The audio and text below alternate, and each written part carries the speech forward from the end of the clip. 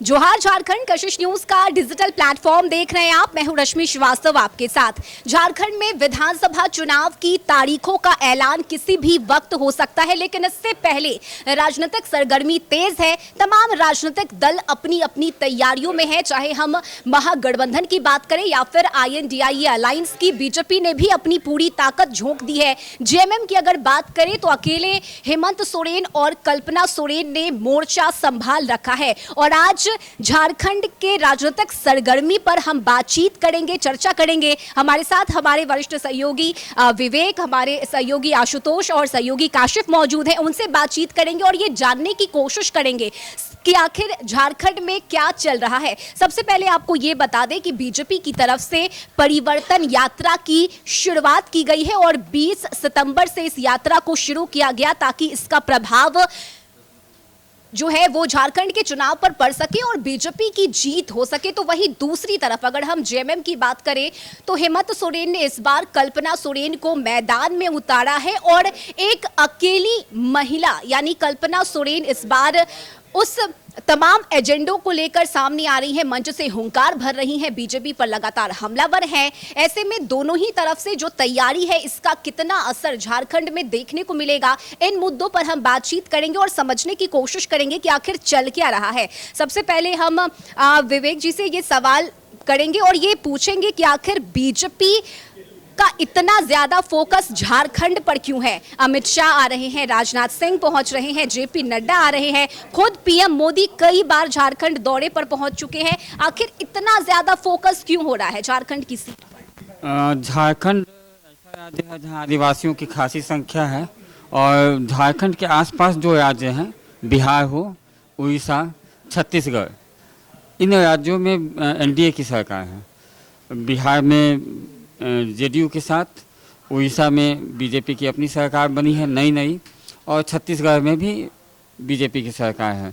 सिर्फ बंगाल जो है वो झारखंड से सटा हुआ ऐसा राज्य है जहाँ NDA की सरकार नहीं है। तो बीजेपी का फोकस अब इस पूरे इलाके पर है। अगर वो झारखंड को जीत लेती है तो इस पूरे इलाके में बीजेपी या NDA की सरकार होगी, तो इस पर काफ़ी फोकस है। दूसरा आदिवासियों का मसला है। आदिवासियों के लिए बीजेपी कई तरह के कार्यक्रम चलाने की बात करती है, तो आदिवासियों पर भी फोकस है और इस लिहाज से भी झारखंड पे पूरा ध्यान दिया जा रहा है। आशुतोष जी, बीजेपी का फोकस झारखंड पे है और इसके पीछे की वजह क्या है वो हमने ये समझा कि वो आदिवासी वोट बैंक है, बीजेपी के लिए फायदेमंद है, इसलिए है।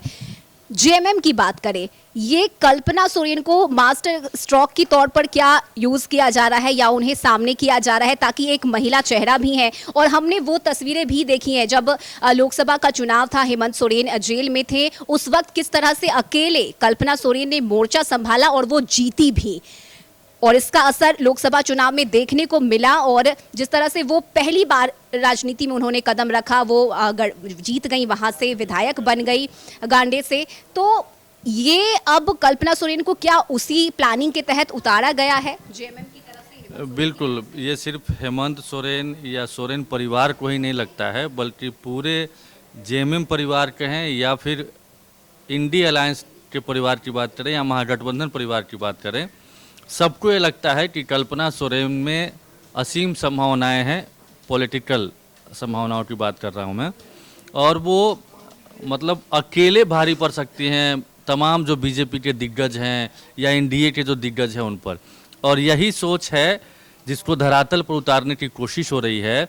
और इतनी बड़ी रिस्पॉन्सिबिलिटी महागठबंधन कहें या हेमंत सोरेन की तरफ से दी गई है कि परिवर्तन यात्रा जो 20 सितंबर से 3 अक्टूबर तक बीजेपी निकाल रही है, जिसमें तमाम दिग्गज नेता, शुरुआत ही साहेबगंज के भोगनाडीह से अमित शाह ने इसकी शुरुआत की है। मोहन यादव मध्य प्रदेश के CM आने वाले हैं, उड़ीसा के CM आने वाले हैं, शिवराज सिंह चौहान, हेमंता तो लगातार कैंप कर ही रहे हैं, मोहन यादव मध्य प्रदेश के CM आ रहे हैं, योगी आदित्यनाथ के आने की बात है, राजनाथ सिंह आ चुके हैं। तो तमाम दिग्गज के जवाब में एक कल्पना सोरेन को ये रिस्पॉन्सिबिलिटी दी गई है कि आप उस परिवर्तन यात्रा के जवाब में मैया सम्मान यात्रा निकालिए, यानी मातृशक्ति के बूते JMM या फिर महागठबंधन कहें, अगली बार जो सरकार है वो हासिल करना चाहती है। और इस प्रयास में जो पहला जो रिस्पांस मिला है और जिस तरीके से उन्होंने भाषण दिया है पहले दिन, कल की ही बात करें, चूँकि 23 से शुरुआत हुई और 25 तक, आज 24 है और 25 तक पहले चरण की यात्रा है, मैया सम्मान यात्रा, जो गढ़वा के इलाकों से डिफरेंट जगह से, यानी 25,000 आम सभाएं होने वाली है, 7,500 सभा होगी, 1500 से ज़्यादा स्वागत वाला ये कार्यक्रम रखा गया है। तो जिस तरीके से उन्होंने भाषण दिया है और जो खास तौर पर महिलाएं हैं जिसको कनेक्ट किया है और महिलाओं ने भी मतलब नारे लगाए हैं, उस तरीके से एक तरीके से कहा जाए तो हेमंत सोरेन या महागठबंधन को ये दिखने लगा है कि एक अकेली कल्पना सोरेन ही इनको पछाड़ने के लिए काफ़ी है।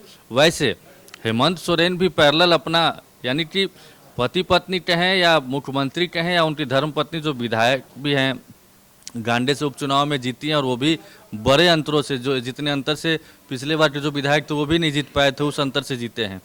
तो लोकसभा चुनाव में या हेमंत सोरेन की गैर मौजूदगी में आपने ठीक ही कहा कि उन्होंने जो भाषण दिया या उन्होंने जिस तरीके से पार्टी को हो, परिवार को हो सहेज करके रखा और हर उस मंच से हेमंत सोरेन के बिहाफ में उनकी बातों को रखा।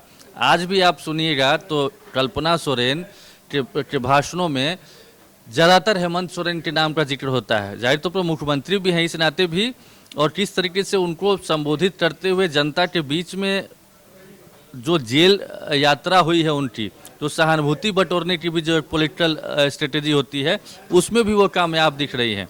तो कल्पना सोरेन और हेमंत सोरेन ये दोनों मिलकर ही फिलहाल जिस तरह से आगे बढ़ रहे हैं और जितना रिस्पांस मिल रहा है खास तौर पे जनता का, वैसे कहा जाता है जो वोट बैंक है आदिवासी और मुस्लिम का तो कॉम्पैक्ट ये जेएमएम को जाता ही है। अदर्स में भी चूँकि कांग्रेस के भी अपने वोटर हैं और कोर वोटर्स हैं जो कि हर बिरादरी से, हर जाति से, हर समाज से, हर समुदाय से लोग हैं, तो यही कॉम्बिनेशन है। और आरजेडी का भी जो प्रभाव क्षेत्र है बिहार से सटा हुआ, तो आरजेडी के भी वोटर्स हैं। तो इन तमाम लोगों को मिला करके एक अच्छा खासा समीकरण कॉम्बिनेशन तैयार हो जाता है जो कि जीत के लिए यानी जादुई आंकड़े के लिए ज़रूरी होता है, और उस पर लगातार फोकस किया जा रहा है। और हेमंत सोरेन के साथ साथ पैरेलल अब एक विधायक होते हुए भी एक अच्छी वक्ता होने का उनको इनाम मिल रहा है, और जो कनेक्ट वो कर पा रही हैं शायद आज की तारीख में झारखंड में या महागठबंधन में वैसे नेता नहीं हैं, इसीलिए उनको प्रमोट भी किया जा रहा है और उनसे जो उम्मीद की जा रही है उस पर वो लगातार खरा उतरकर साबित भी कर रही हैं अपने आप को। तो यही वजह है कि एक तरफ तमाम दिग्गज जो हैं बीजेपी के, उनको उनके सामने में कल्पना सोरेन को कर दिया गया है, और कल्पना सोरेन अच्छे तरीके से उस रणनीति के तहत आगे बढ़ रही हैं और अच्छा खासा रिस्पांस मिल रहा है। और आश्चर्य नहीं होना चाहिए कि कल्पना सोरेन अगर इसी तरीके से आगे बढ़ती रहें तो बीजेपी को आने वाले दिनों में अपनी रणनीति में भी बदलाव करना पड़ सकता है। चूँकि परिवर्तन यात्रा हो रही है, सिर्फ लग रहा था कि शायद परिवर्तन यात्रा से ही चीज़ें संभल जाएगी, तो इसके जवाब में भी काट ढूंढ लिया जेएमएम ने या हेमंत सोरेन ने। अब कौन सी नई स्ट्रेटेजी आती है, फिर उसके जवाब में क्या महागठबंधन की तरफ से काट निकाली जाती है, वो भी देखने वाली बात होगी। फिलहाल बहुत अच्छा रिस्पॉन्स है, कल्पना सोरेन को लोग सुनने के लिए आ रहे हैं। इनफैक्ट हम ये भी कह सकते हैं कि कई दफ़ा कई सभाओं में मैंने देखा है कि हेमंत सोरेन से ज़्यादा लोग कल्पना सोरेन को सुनने के लिए आ रहे हैं, और ख़ास तौर पे महिलाएं, लड़कियां, स्कूली छात्राएं, ये लोग ज़्यादा। और उनसे भी आपने देखा होगा कल ही पोडियम से बाहर निकल करके वो आई हाथ में माइक लेकर के और अपना संबोधन कर रही हैं और पूछ रही हैं, तो इससे आप खुश हैं ना, लड़ाकू सीएम चाहिए कि ये सीएम चाहिए? तो मतलब एक बेहतर कुशल रणनीति के तहत चीज़ें आगे बढ़ रही है, और उसमें हेमंत सोरेन बखूबी कल्पना सोरेन में जो पोटेंशियल है उसका इस्तेमाल कर रहे हैं। और इसी के तहत अब काशिफ भी हमारे साथ है। काशिफ, एक तरफ बीजेपी की परिवर्तन यात्रा और दूसरी तरफ जेएमएम की तरफ से, चाहे हेमंत सोरेन की तरफ से चलाया जा रहा आपकी योजना, आपकी सरकार की हम बात करें, या फिर कल्पना सोरेन मैया सम्मान यात्रा के तहत अब सामने आई हैं, कैसे आप देख रहे हैं बीजेपी की यात्रा को और जेएमएम की यात्रा? देखिए, जैसी बातें अभी आशुतोष जी ने, विवेक जी ने कही कि बिल्कुल सही है कि आदिवासियों का जब मसला हुआ तो चंपई सोरेन का बीजेपी में जाना ये बहुत बड़ा झटका था जेएमएम के लिए, और जेएमएम को इन चीज़ों को बैलेंस करना था। तो जो उसका कोर वोट बैंक है, तय है कि कोल्हान में ज़बरदस्त असर है, टाइगर कहलाते हैं चंपई, तो उसके लिए एक ऑप्शन उठाया गया, लेकिन वो ऑप्शन जो पहले था उसमें वो दम फिलहाल जेएमएम को दिखा नहीं। तो एक तो जो विमेन एम्पावरमेंट है, जो मैया सम्मान योजना के तहत हम देख सकते हैं, उसको एक महिला से करवाना, और दूसरी तरफ जो आदिवासी कार्ड को और मजबूत करना, जो जेएमएम का वैसे भी कोर वोटर है। तो कहीं ना कहीं जो सबसे जो इम्पोर्टेंट बात रही और ज़रूरी बात है कि इतने बड़े बड़े दिग्गज भारतीय जनता पार्टी के जो मुख्यमंत्री हैं वो, उनके अलावा डिफेंस मिनिस्टर, उनके अलावा जो दूसरे मिनिस्टर हैं, जो कृषि मंत्री हैं, जो पहले मुख्यमंत्री रह चुके शिवराज सिंह, उन जैसे नेताओं को बुलाया जा रहा था। और जेएमएम का हमको पता है कि जो उसका पूल है वो हम जानते हैं कौन कौन लीडर्स हैं उसमें। एक ऐसा लीडर अचानक बिल्कुल, जिसको नहीं कहते हैं कि बिल्कुल स्लॉग ओवर में एक ऐसा बैट्समैन आ गया कल्पना सोरेन के तौर पर इनके पास, जिसने चंपई सोरेन की कमी को ही नहीं खत्म कर दिया बल्कि उसको एक्स्ट्रा एज दे दिया। और इसका नतीजा ये, एक तो मैया सम्मान योजना जो पूरी तरह से महिलाओं पर था, आदिवासी के मामले में थोड़ा सा कहा जा रहा था कि बांग्लादेशी घुसपैठ और चंपई सोरेन की वजह से उसके वोट में कुछ सेंध पड़ सकती है जेएमएम की, यानी उसको पूरी तरह से बराबर कर दिया गया। और कल्पना सोरेन के तौर पर जिस तरह का एक बैट्समैन जेएमएम को मिल गया, उसने बिल्कुल खेल की दिशा बदल कर रख दी। और झारखंड की पॉलिटिक्स में जो कोर वोट, जैसा कि आशुतोष जी ने कहा कि मुस्लिम्स और आदिवासी जो झारखंड में जेएमयू के कोर वोटर हैं वो तो उनके साथ हैं, लेकिन उसमें जो सेंध लग रहा था उसमें एक महिला सशक्तिकरण ने, और इस कार्ड ने अक्सर काम किया है, जिसको हम बिहार में देख सकते हैं नीतीश कुमार के मामले में, महिलाओं ने सब कुछ भूल भुलाकर उनको वोट्स दिए थे। वही कार्ड कल जो हेमंत सोरेन के बारे में, वो तो अपना जो पैरेलल कैंपेनिंग है वो तो चल ही रहा है उनका, लेकिन जिस तरह से कल्पना सोरेन को उन्होंने मैदान में उतारा वो गजब का शॉट था, जिसको नहीं बोलते हैं एकदम मास्टर स्ट्रोक, ये वो रहा है। पे छक्का मारना हेमंत सोरेन जानते हैं और इसी के तहत कल्पना सोरेन को मैदान में उतारा गया है। मेरा आखिरी सवाल आपसे रहेगा विवेक जी, चूंकि खबरों के तह तक आप जाते हैं और अगर किसी पार्टी के नेता का अगर बयान आता है उसके मायने क्या है ये भी आप बखूबी जानते हैं। मेरा सवाल यही रहेगा कि फिलहाल अभी जो राजनीतिक परिस्थिति है झारखंड की, कौन किस पर भारी पड़ता हुआ नजर आ रहा है, बीजेपी जेएमएम पर या फिर जेएमएम बीजेपी पर? 4 मार्च 2024 यही वो तारीख थी जब कल्पना सोरेन पहली बार राजनीति में आई थी, पहली बार भाषण दिया था। 6 महीने का वक्त बीता है, लेकिन इस 6 महीने में कल्पना सोरेन ने लंबा सफ़र तय किया है। महिलाओं से लगातार कनेक्ट कर रही हैं, हेमंत सोरेन को महिलाओं का दादा बता रही हैं, यानी सीधे तौर पे कनेक्ट करने की कोशिश हो रही है। आज की सभा की बात अगर करें तो बंसीधर नगर गढ़वा में जहां उनकी सभा थी, 20 मिनट का भाषण दिया, लेकिन 20 मिनट के भाषण में कम से कम 14 बार लोगों ने उठकर तालियां बजाई। कल्पना सोरेन खुद उनके बीच गई, माइक लेकर पहुंच गई और हर तरीके से वो उस चीज़ को पूरा कर रही हैं जिसकी जेएमएम को जरूरत थी या इंडी गठबंधन को जरूरत थी। बीजेपी के बड़े नेता आ रहे हैं, लेकिन उन नेताओं का कनेक्शन वोटरों से हो रहा है। बीजेपी का संगठन काफ़ी मजबूत है, लेकिन कल्पना सोरेन के जरिए जेएमएम को इसकी काट मिल गई है, यानी अब वो मुकाबले के लिए तैयार है। तो मुकाबला तो अभी चुनाव में का ऐलान होने वाला है, तो उसके पहले 50-50 ही कहेंगे और इसके बाद आगे क्या होता है वो देखना होगा। लेकिन मुकाबले के लिए पूरी तरह से जेएमएम कल्पना सोरेन के सहारे पूरी तरह तैयार है। यानी फिलहाल जेएमएम आगे है, ये तस्वीरें दिख रही हैं, छनकर आ रही हैं झारखंड में। हाँ, ये कह सकते हैं बराबरी का मुकाबला है, 50-50 अभी तो। हाँ, मतलब अभी 50-50 ही कह सकते हैं।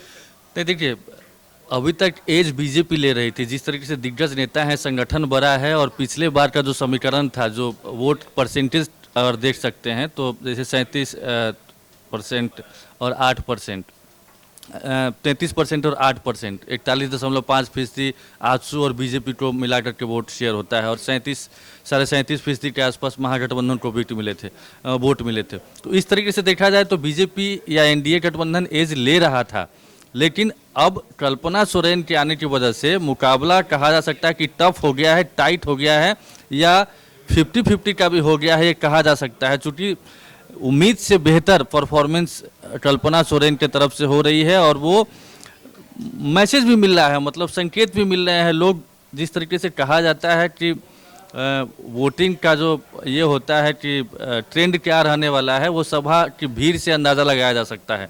हालांकि ये ज़रूरी नहीं होता है कि सभा में भीड़ पहुंच रही तो फिर उतने वोटर्स हो जाएंगे, लेकिन एक आकलन करने का एक आधार भी वो होता है। तो उससे कहा जाए तो जो पैमाना है उस मुताबिक ऑलवेज वेल चल रहा है, कम से कम फिलहाल इंडिया अलायंस के लिए, महागठबंधन के लिए, हेमंत सोरेन के लिए, और कल्पना सोरेन एक ब्रह्मास्त्र के रूप में काम कर रही हैं। बहुत शुक्रिया आप तीनों का ही इस बातचीत के लिए।